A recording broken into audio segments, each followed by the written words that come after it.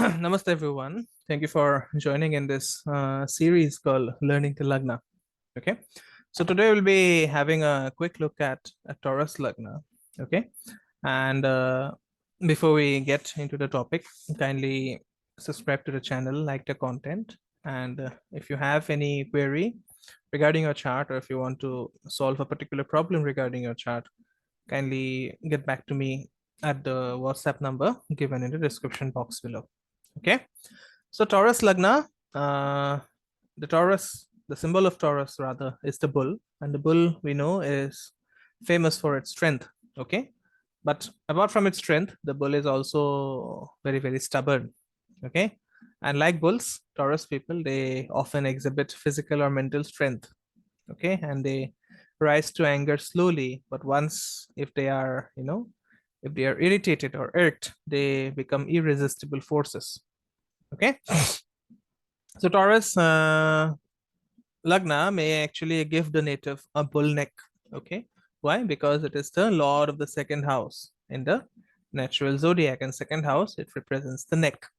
Okay, so when Taurus rises in a horoscope, Mercury, it is the planet of discernment and intellect, who is a mutual friend of the Lagna Lord Venus. So Mercury becomes the ruler of the second house of money and the fifth house of discernment. Okay, so Mercury's double impact on mental functions in this Lagna often results in a sharp intellect. This this tends to make Taurus rising people good with writing. Okay, because Mercury and the fifth house, it indicates writing, and it often makes them use their minds to acquire money. Why? Because both Mercury and the second house, it stands for commerce. Okay, so this tendency is reinforced by the fact that the ruler of Taurus, which is of course Venus, is is materialistic, is rajasic, which gets exalted in the in the 11th house of gain as one of the significators for gains.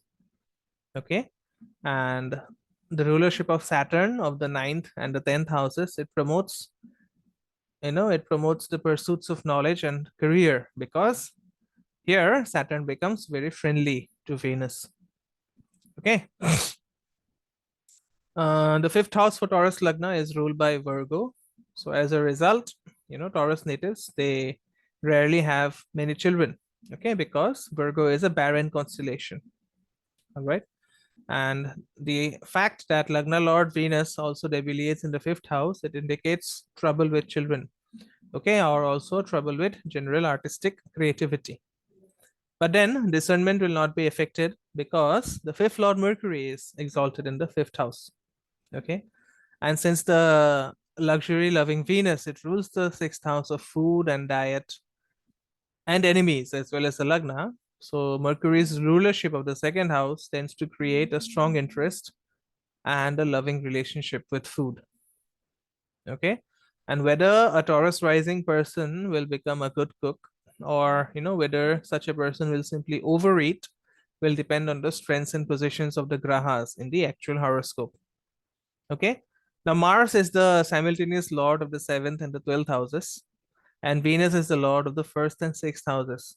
Okay, so this situation, it tends to disturb relationships because the 12th house is the is the negation house to the ascendant, and the sixth house is the negation house to the seventh.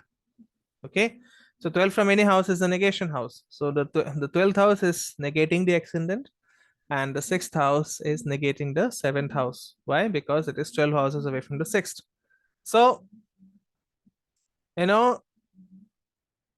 some astrologers are of the opinion that Venus, as the lord of the first house for Taurus rising, it's a very passive graha. It acts like a conciliator.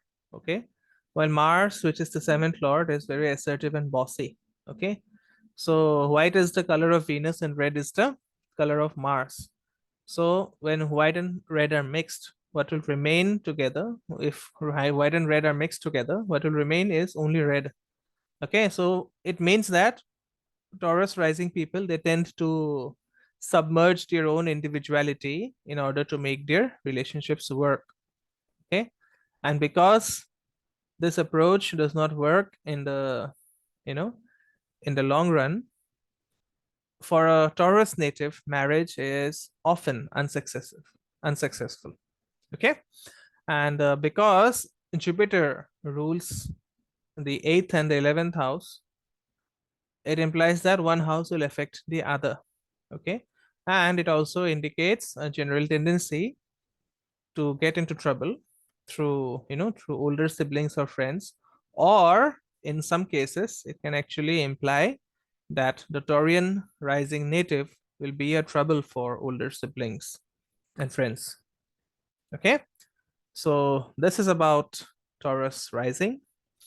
If you have, if you have Taurus rising, then let me know in the comments, or let me know your feedback, whether this resonated with you.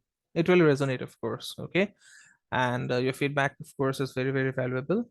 And I'll see you next week with the video on Gemini rising. Okay. So thank you so much for joining in. I'll see you soon. Om Gurave Namaha.